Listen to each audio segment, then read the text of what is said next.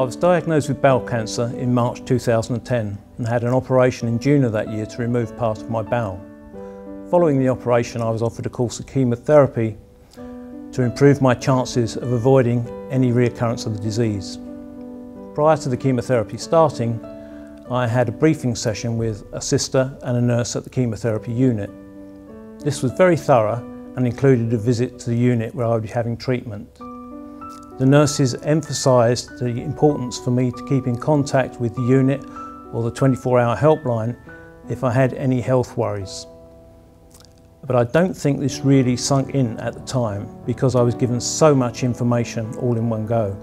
It was planned that I would have 8 3-weekly cycles of chemotherapy, and before each cycle I had an assessment with a chemotherapy nurse to see how my health had been and how I was coping with the treatment.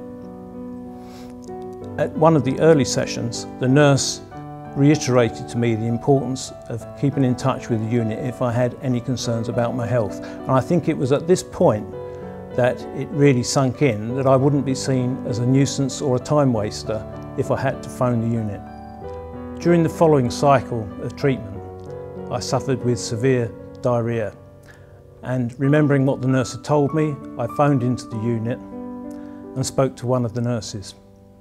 She was very helpful and she gave me specific instructions as to how to use some tablets that I'd been previously given in anticipation of this problem.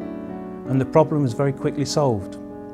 The lesson I learned was how important it was to keep in touch with my chemotherapy nurses rather than sitting at home suffering from side effects that I'd previously been told about. Do phone in if your symptoms are bothering you.